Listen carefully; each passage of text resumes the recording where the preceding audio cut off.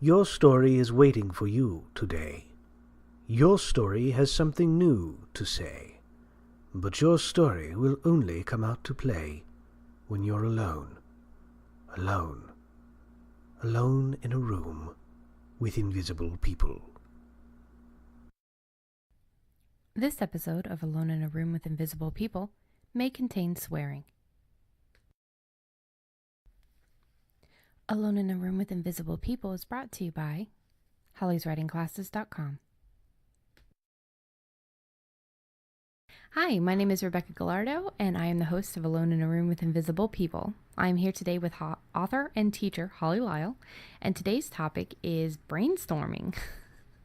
So we are going to do a bit of an experiment here, and we are going to basically live brainstorm from absolute scratch. Holly created some free brainstorming worksheets that we're going to have available on our blog.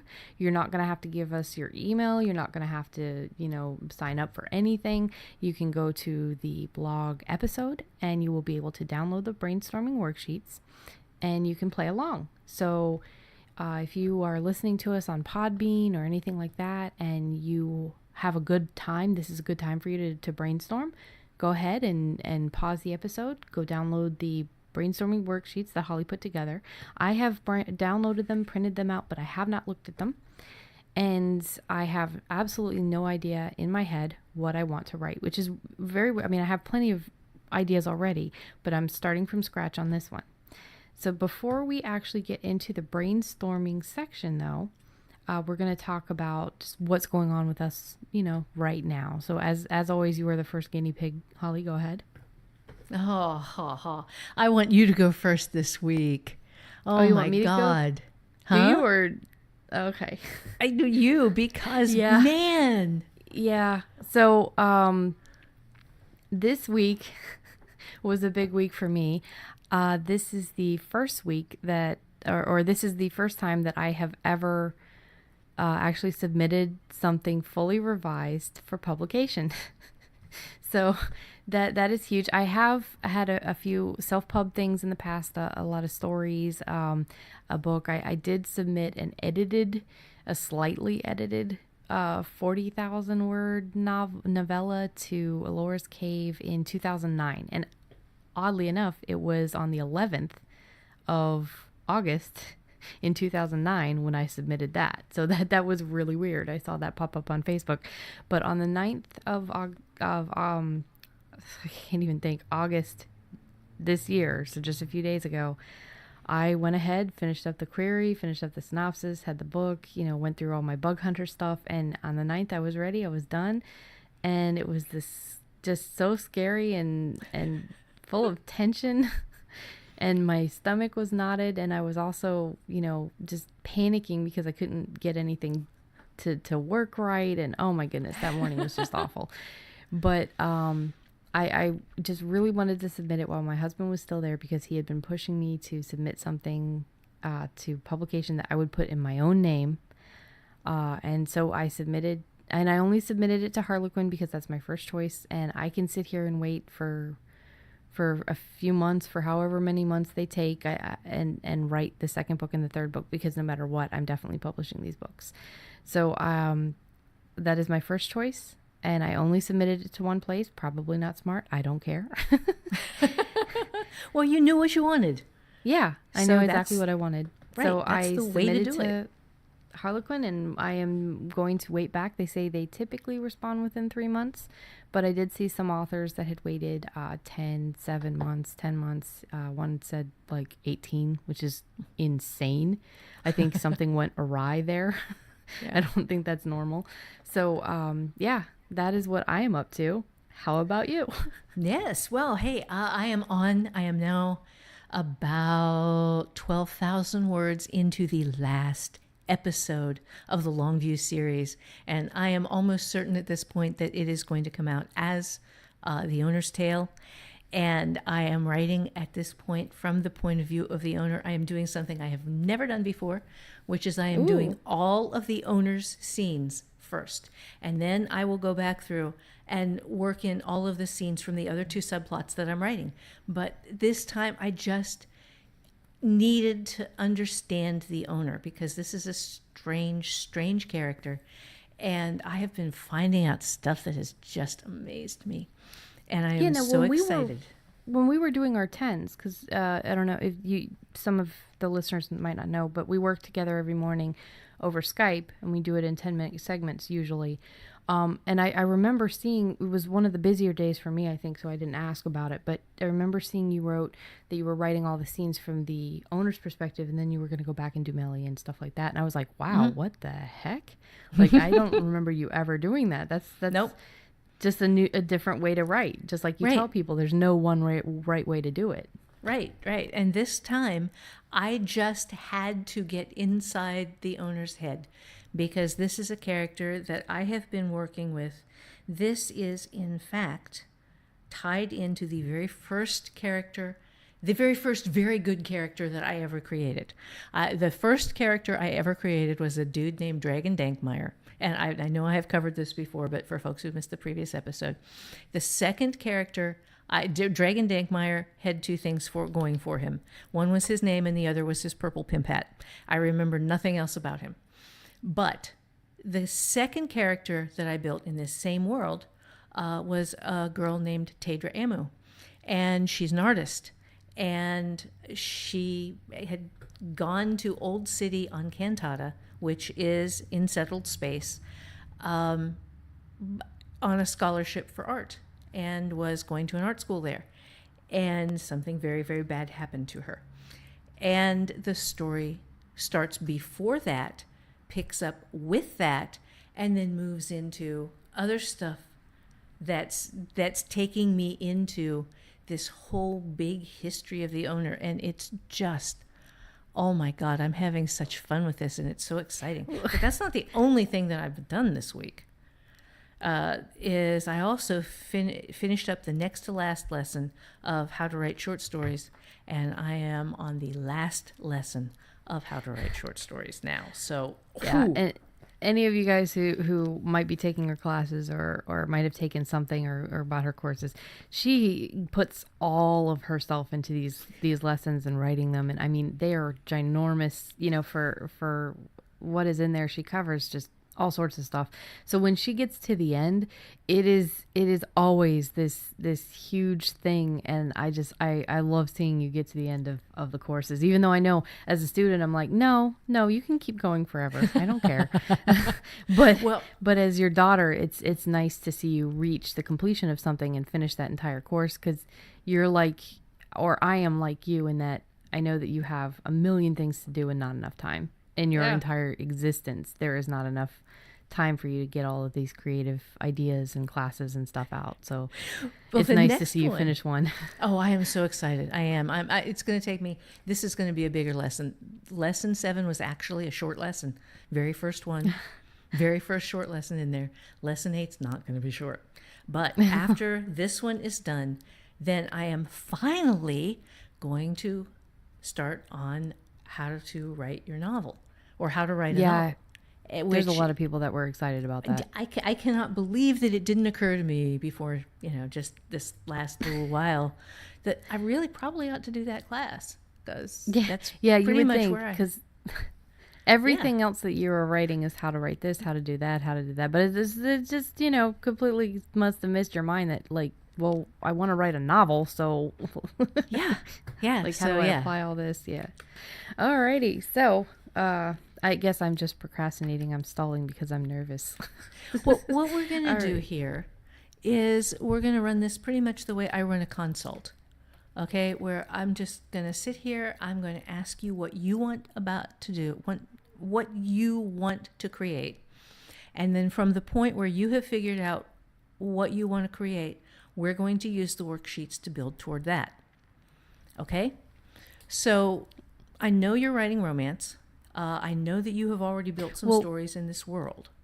Yeah, but I also write horror, paranormal. I've been working on some cryptid stuff. So my mind is completely open because I'm already working on book 2. That's solid. I've got some stories for the Wanda Lucia world. I've also got some stories, the Ghost anthology that I can't wait to put out. And so I am actually completely utterly open. I don't know what I'm going to pull out of my ass today, but the idea is basically just to start from scratch, come up with a brand new idea, so I can basically act as though I am suffering from the very rare thing is, if you're a regular writer, if you have what Mom calls button chair, where you sit down and you work constantly, not having an idea is very rare, but I'm going to try to go from there. Okay, well, actually, give me just a second here then, because we're going to start you off with, you have no idea for this. That's cool. Yeah. I think it's important to emphasize to folks right now, though, that ideas are not rare things. Ideas are common, like houseflies. Yeah, that's what I was saying, is if you're consistent. They are not rare like jeweled butterfly crowns. Yes, they are. You learn how to create ideas. And that's what this is. That's what we're going to do today, is you are going to learn how to create ideas. Because I cannot even tell you how many times I have had somebody either email me or catch me at a con or whatever and say, I had this idea, and if you will write it, I will give you half the money for writing it, because I had this idea. And I can have 100 ideas in about 50 minutes. And most of them will suck, but there will be 5 or 6 in there, or maybe 10 in there, that are just amazing. And I have, at this point in my life, more ideas now than I can live long enough to write. Just already written down, stubbed out, storied, slightly outlined. If I just sat with my butt in chair for the next, okay, I'm 57. Let's say another 50 years. If I did that, I could still not finish all the ideas that I have right now. And I have ideas every day. So ideas are not rare. And ideas are easy. They are not difficult. Even good ideas are easy. And I'm going to show you how that they're easy.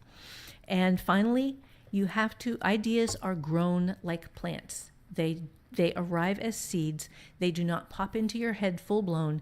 If you are sitting there thinking, I have this idea for a book and I've got it all worked out in my head. No, you don't. You don't. You think you do. But I have had ideas worked out in my head that I thought I had nailed.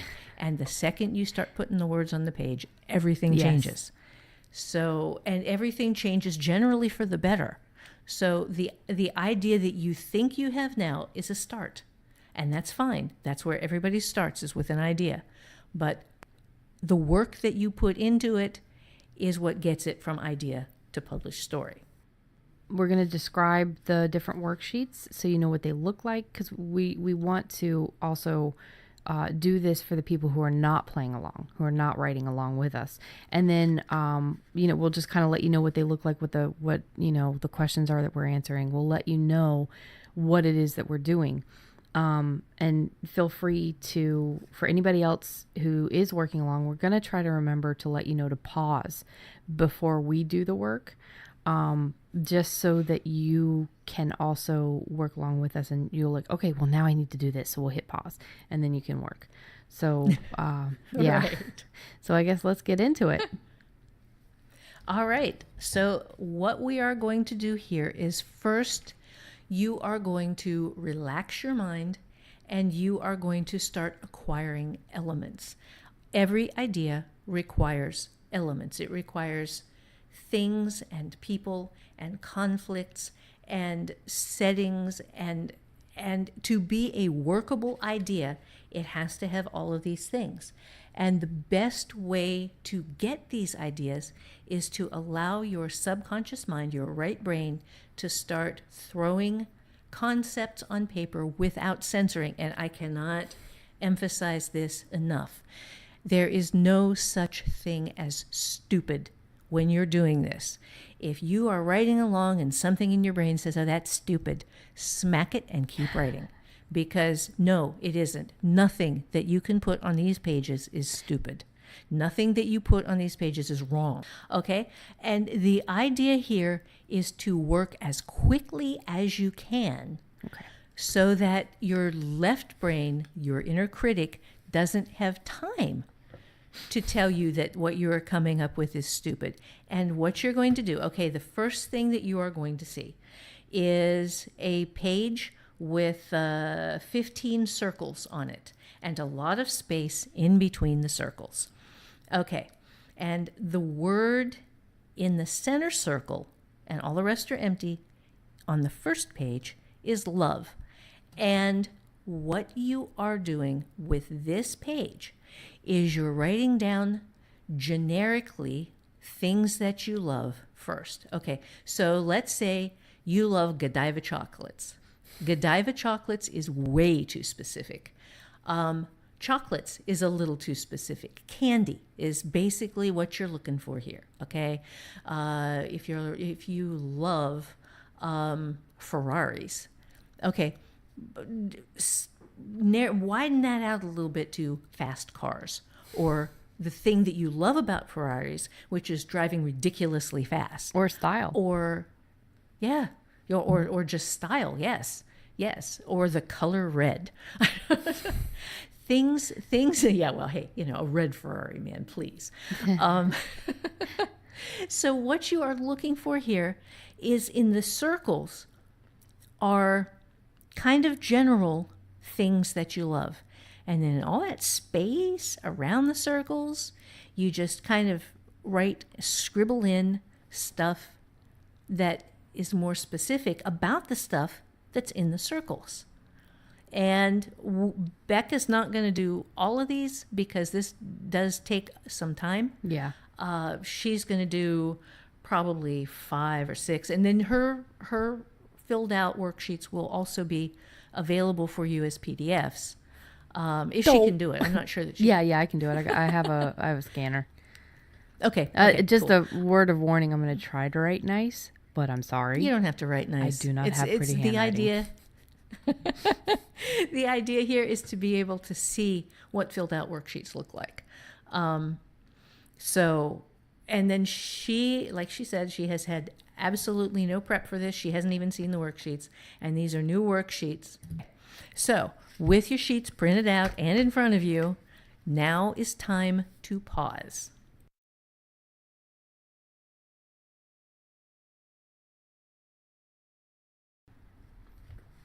Okay.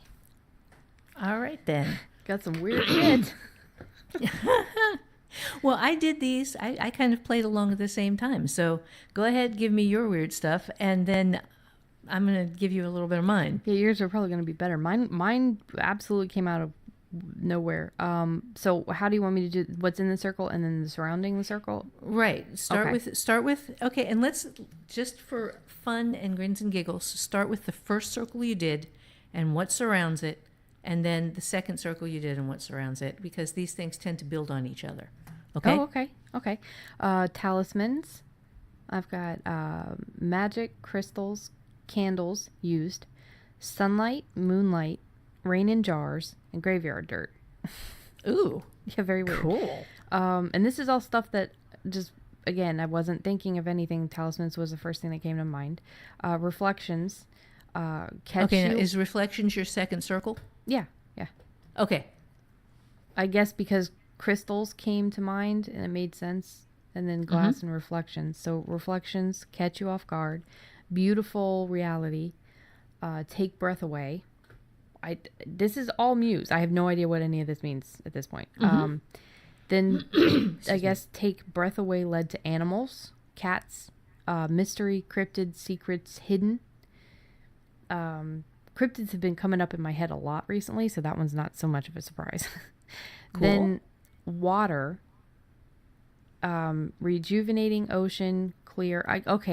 After I wrote hidden animals, I thought ocean, but ocean is too specific, so I wrote water. Then I went through ocean, rejuvenating, clear, warm, cold, healthy. Adventure, risk, new things, high octane, jump, learning. And then men. I guess I was thinking of Tony with, the high octane firefighter EMS stuff. So Yeah, cool. Yeah, men. And that went to support, strength, strong, vulnerable, individual, secrets. And don't know where secrets came from again, but it was there. Yeah, that's awesome. I just did this really lightly, but the first thing that I came up with, and this is the reason that I wanted to kind of jump in here on this, is because the first word that I got in on the page for love is dancing. And I hate dancing. I am an awful dancer, but it was the first word that came to mind, so I wrote it down. Just to let the readers know, or the listeners know, sorry, don't share your stuff with somebody else when you're doing this. Yeah. Because you don't want their information to like leak into your head. So if you're doing this with somebody else, with a friend or something, don't share until you're done. Right. This is what we are doing here is because we both are already pretty well familiar with these techniques. And with each other and stuff. So and with each other. Yeah. Right. So we're not going to tell you, you're doing it wrong. No. To say that to each other. But you can anticipate that there will be people who will tell you you are doing this wrong. So just don't talk to them about it. This is your thing. Okay, these are your ideas. Yes. And I was just thinking, like, you don't want somebody else's answer for love to pop in when you're doing the next page or something like that, or something that they said to pop into your next work or to influence your right brain at all. So if you are sitting there with a couple of writer friends and you're doing it together, just wait till the entire episode is done to then share what you got, because it's more fun that way too, you know? Right. So dancing was the first one for you. Right. Dancing was the first one for me, but then I got wild places as my second circle, food as my third circle, fourth was running, fifth was magic, sixth was science, seventh was winter, and my eighth circle was daring. And daring was the one that clicked for me. So that was the one that I started writing words around first. And I wrote skydiving, flying, sky, monsters, building, change, and tigers around daring. And then I jumped over to dancing, which is the thing that I hate that's on the page of stuff that I'm supposed to love. So is running. And, So is running. Well, there you go. And then you get tango, foxtrot, spies, danger, killer, and clown from dancing. No. And all of a No sudden... clown. Yes. Well, it's all scary shit here. Tango cool. and foxtrot led me to these elegant images of people who became spies, who were in danger, who were involved with a killer. And then clown goes boing. And it's like, yeah, that's it. Killer clowns. That's what I need to be. No. Oh, God. I do love how this worked for you so differently than me. And it's a perfect example for people that if you're not doing it like me, if you're not doing it like Holly, if you're doing something completely different, that's fine. The whole idea is idea generation. See, every single word I put down struck something in me and was like really cool. So I started to kind of figure those out. Whereas Holly was working faster and found something, it worked out. Then she went back to something else. So any way that you're doing this is fine. Right. There is no order to this. This is you. If you choose your first word and want to cluster out everything on that first, that's cool. I just did all my circles. Well, I did 8 circles first, and then I started spinning stuff out around the edges for the first word that actually interested me, which was daring, and then I could go back to the other things, but. This is, we're just showing you how this works at this point. Okay. Yeah. So Page 2? Page 2. Yes. The next page. Okay. And again, I have to emphasize what the words that pop into your head, whether they make sense or not in relation to hate, if they pop into your word, you keep them. You write them down. And it's very, very easy to fall into the trap of censoring what doesn't fit the word. But just like I put dancing as the first word for love when I hate dancing, you can put anything on here. It's just what concepts, what thoughts does the word hate summon up for you? Put those into the big circles, kind of in general, and then go more specific around the edges. And with that, go ahead and pause Alrighty. All right. We are back. So, what did you get? More weird shit. Again, and I'm acting like this never happens, but this always happens. You always get the weirdest stuff that doesn't make any sense. Like the first thing that I came up with was old barn, and I like old barns, but it came up, and then it was rage, fear, violence, murder. Then, I don't know why, but synchronicity popped into my head. Okay. The hell? So computers, robotic, analogous. It's like, what? How do you pronounce that? Analogous. Like what? No individuals. Like, okay. Then animals, but it was different. It was worry, fear, then blacktop, hot, sticky, pain from fall, then grass mound, hidden, spooky, secret gravesite, harbors anger, scratches, sound, Mars perfection, evidence. And you can see how these start to lead to one another. I think that some of them kind of popped into my head randomly, but it seems like old barn, grass mound, scratches, and then the next one, lonesome, elders, stories to tell, no ambiguity, fear of discovery, pride. So yeah. Those were all of mine, and like, so weird. Yeah. That's what happens. Yeah, mine was weird too. I did my more generic words. I did 8 of those first, and then I started building out. And my first word was rage. My second generic word was fear. My third was following. My fourth was alligators. My fifth was reptilian coldness. My sixth was crowds. My seventh was pity, and wait for it, my eighth was sharing. And I there was a thing that came up with this.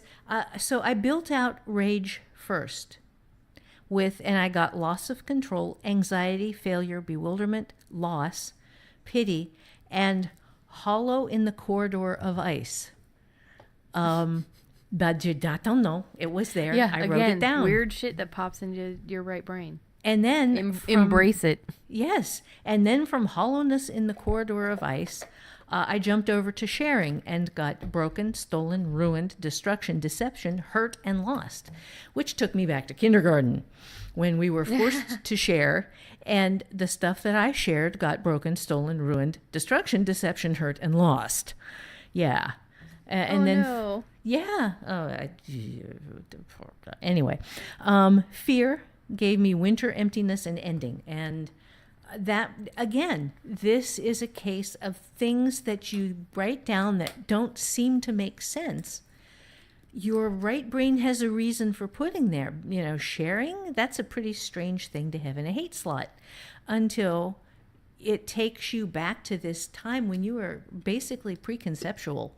And the fact that you were forced to share things that were important to you and that were very hard to come by, like the really good big pack of Crayola crayons, was ruined by other people because you were forced to share. And your folks didn't have a lot of money, so they were not replaceable.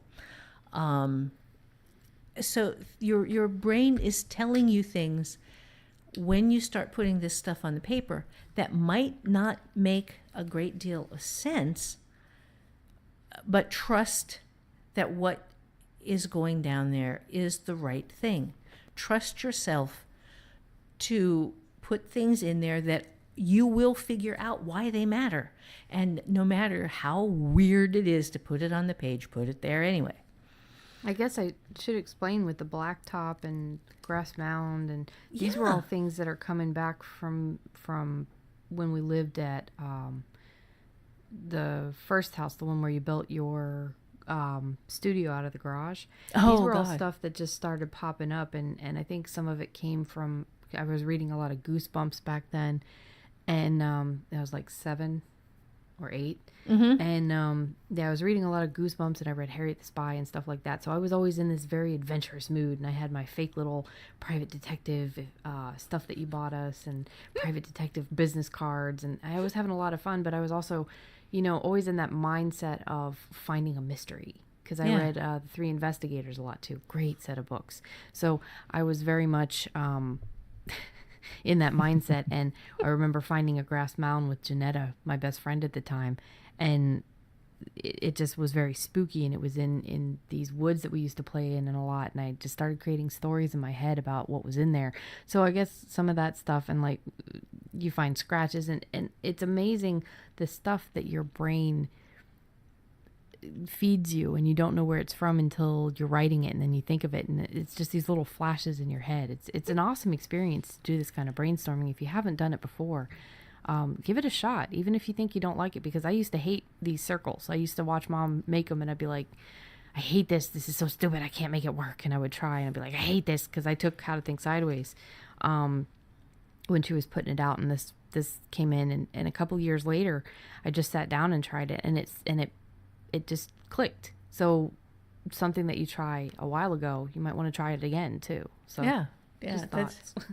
Yeah. Well, this threw me back to your mystery phase, and you and your brother out in front of the house doing chalk outlines of each other with the sidewalk chalk that I got for you out in the little circle. Yes, in front of the house. Which I put in Leaving Wanda Lucia as a throwback to me and my brother making the chalk outlines of the dead people. Yes, it looked like we had a massacre out front of the house. There were like 40, 50 bodies out there outlined. Yeah, some days there'd just be 2 or 3. Some days the entire cul-de-sac would be littered with dead bodies because Ben would come over and his little brother Ian, and we would... It was a child massacre. It was a child massacre. It was just a little horrifying to walk out there and see all those little outlines. And then, of course... And there were so many. Yeah. And then, of course, with your love of mysteries, there was our trip to the police station. Yes. When you and your brother left a typed note out in the yard, and somebody thought that there was... oh my God. It was, just to sum that up real quick, I typed up a letter on Mom's computer because we were allowed to play with it before this. And I printed out a whole bunch of copies, and I took my brother with me because I wanted to play a game, and we left them on cars. We left them in bushes. It was on cars underneath the little... the way that people leave flyers, they pick up your little window washers, and we left them there and all over the place, and then the police are knocking at the door. Apparently we caused a 15-man stakeout in Fayetteville, and I still have the newspaper somewhere. Yeah, I still have a copy of that too. I have mine laminated. I want to frame it and put it up on the wall in my writing office. And not that I'm proud, but it's a moment. Thing your children will do to you, where you get to sit in an interrogation room and explain to them why you don't do things like this. That is my one experience in a police interrogation room, is me on one side and the 2 kids on the other, and us sitting there looking at each other.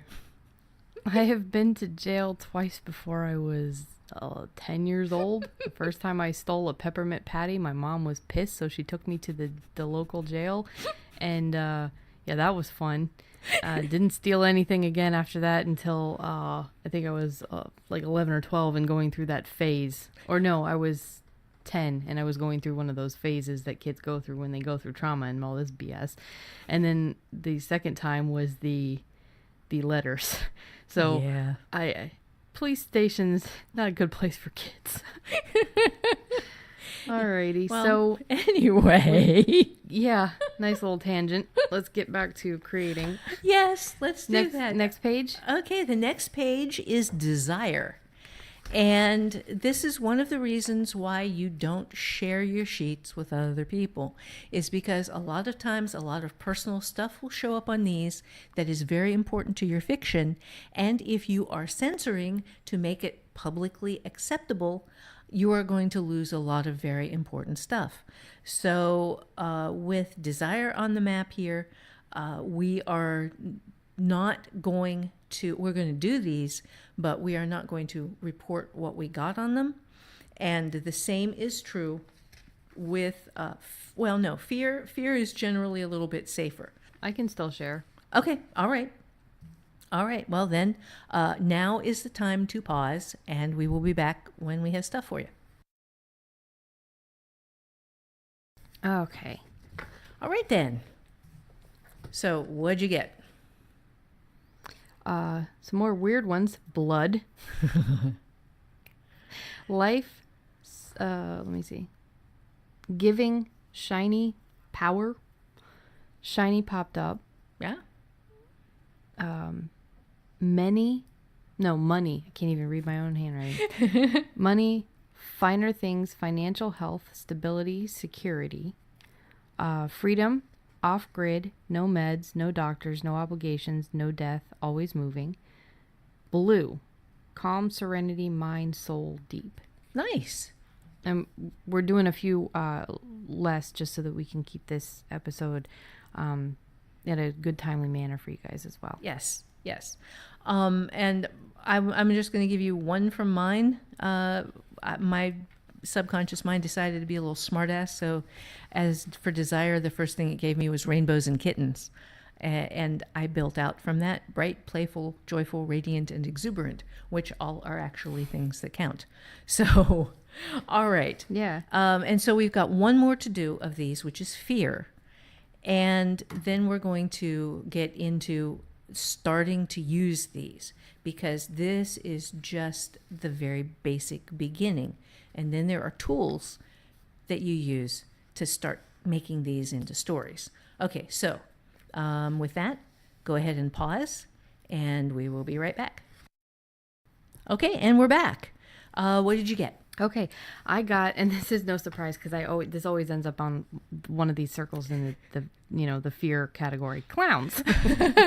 So I got hidden motives, faces, painted, see one thing, it's another, false front, pure evil.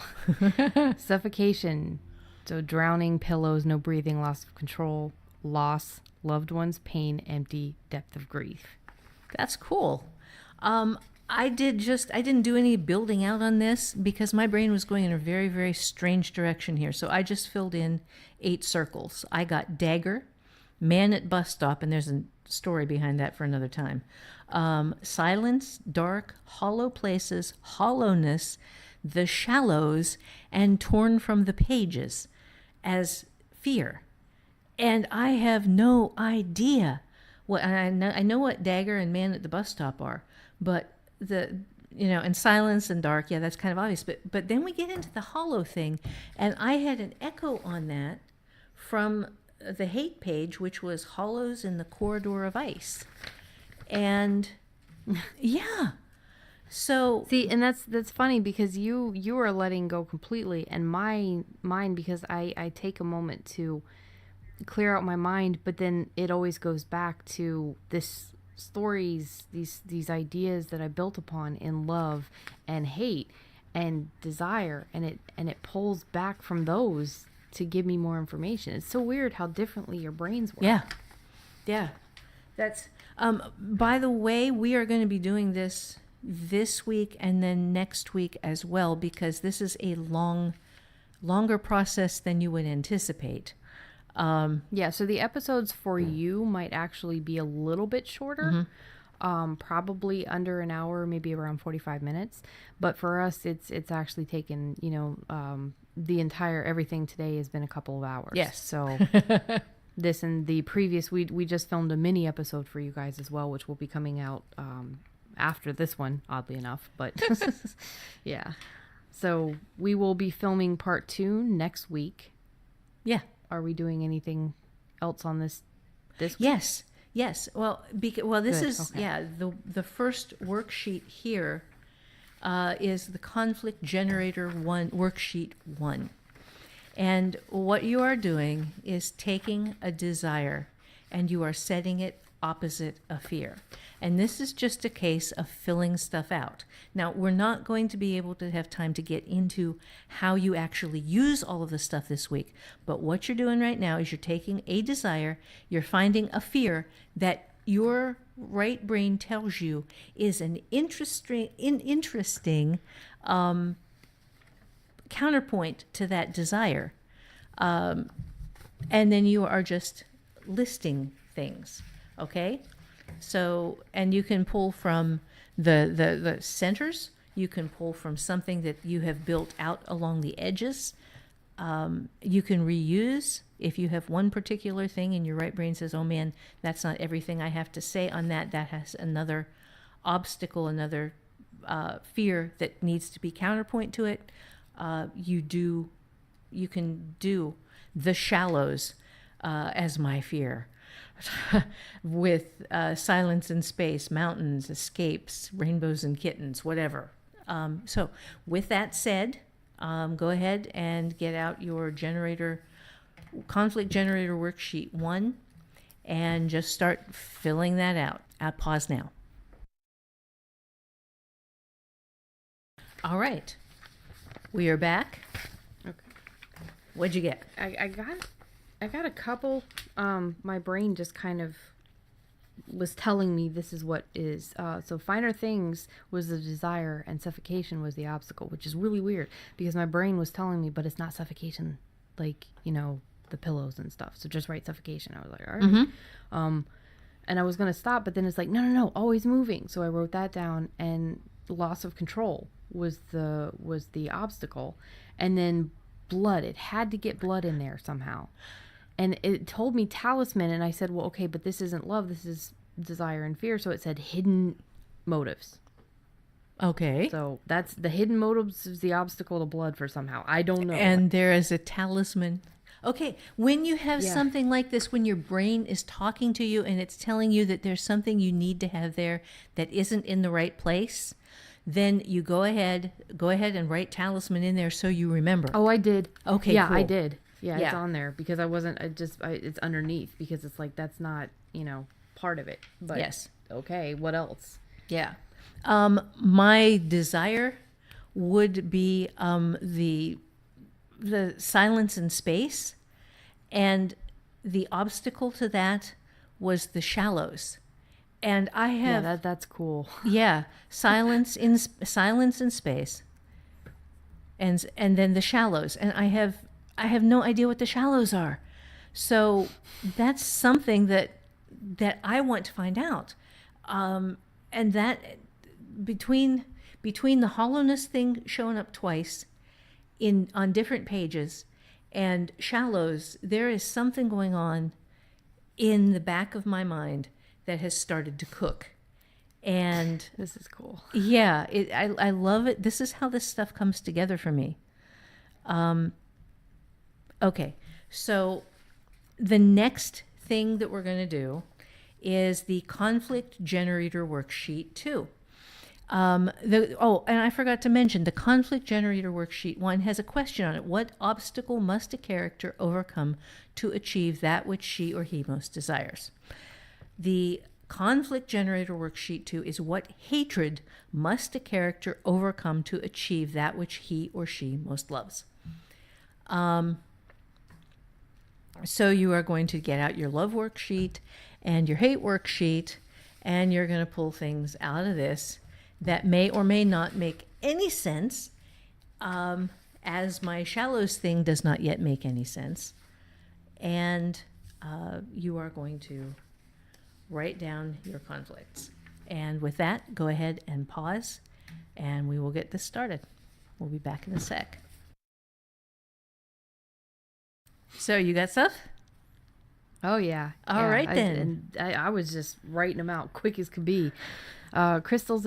So love, crystals and sunlight, obstacle, scratches, sound, clicks.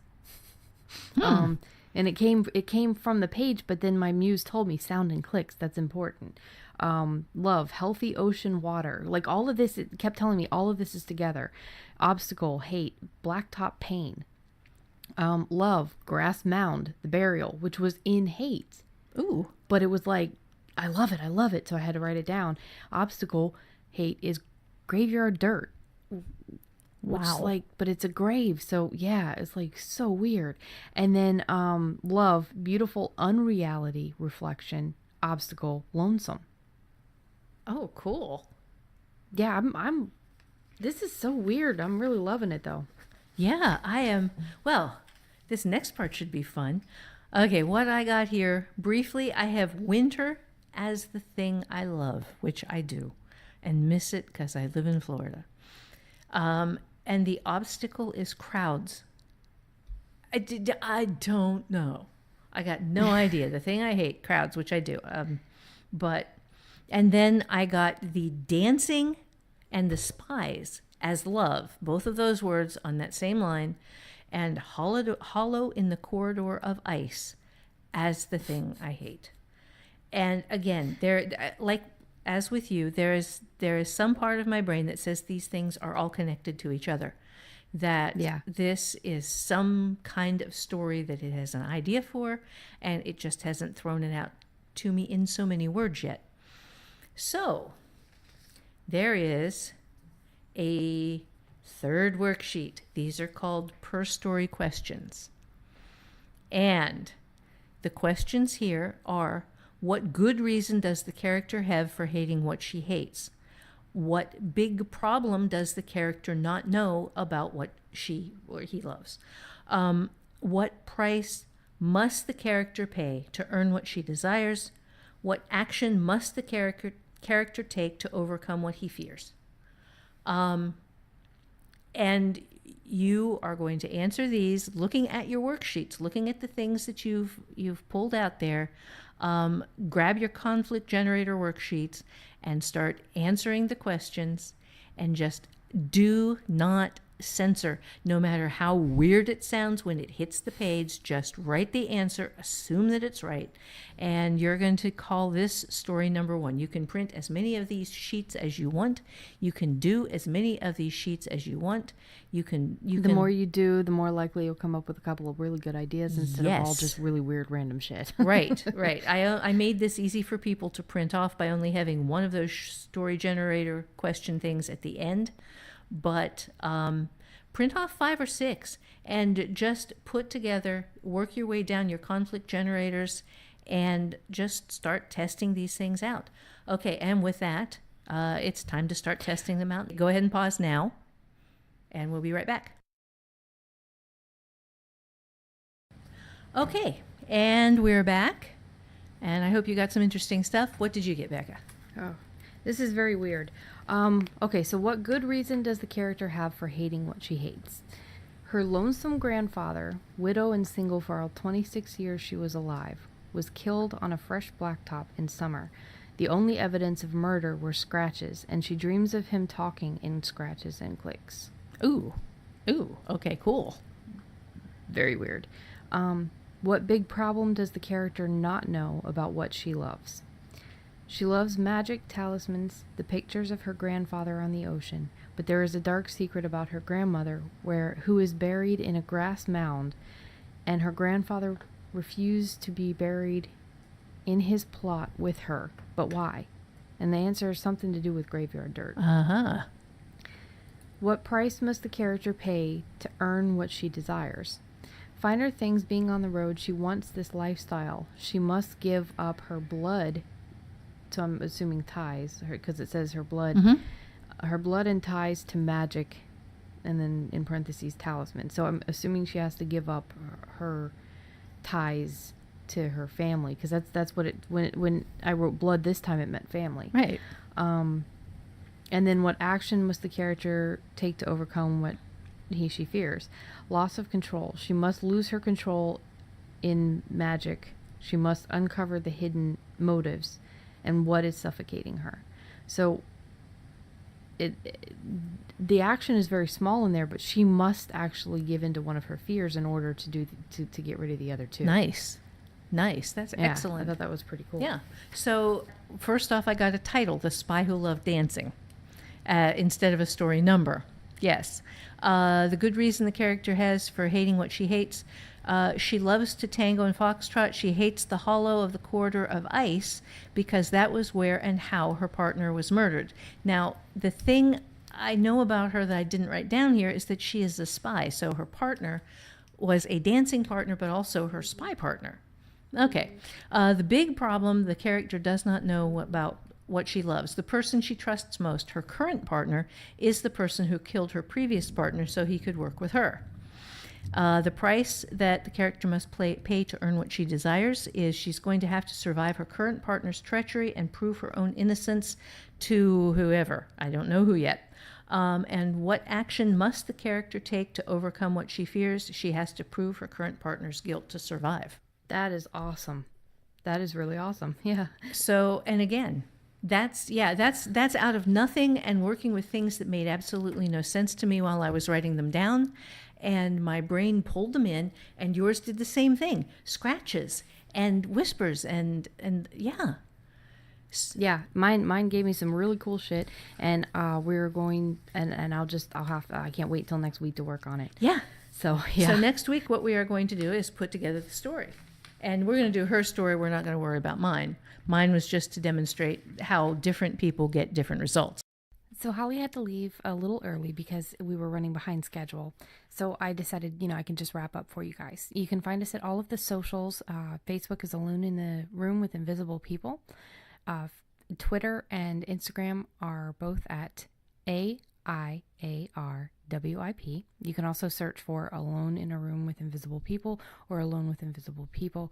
I've been hashtagging them, so they should both show up. We've also got our website/blog, which is alonewithinvisiblepeople.com, shortened to make it a little bit easier, where you can comment, leave questions on any of the episodes that you hear. You can always suggest future episodes. If you're one of Holly's patrons at patreon.com, you can leave comments, questions, suggestions for further topics there. You can always email us at show@alonewithinvisiblepeople.com. Again, that is show@alonewithinvisiblepeople.com. We wanted to let you guys know that we really appreciate all the reviews that you guys have been leaving and rating us. And we just wanted to remind you that we have an offer out. It is basically for reviews on iTunes, because iTunes is how we can reach a bigger audience and get us, some more people listening in. And so our offer was for the reviews on iTunes. We have 2 ebooks. One is an ebook from Holly called Squicks, I think. Let me look that up real quick. Hers is a sci-fi, and it is in the same world. It's in settled space, but it doesn't have Katie or any of the ones that she's writing right now. But that book is called Squick Studies. So that is from Holly, and then you have a roughly 3,000 word ghost story. Just a story that I've written to include in an anthology of ghost stories, and that is from me. And all we just ask is that you leave us a review on iTunes if you are really enjoying the show, if you love it, if it's brought you any value at all.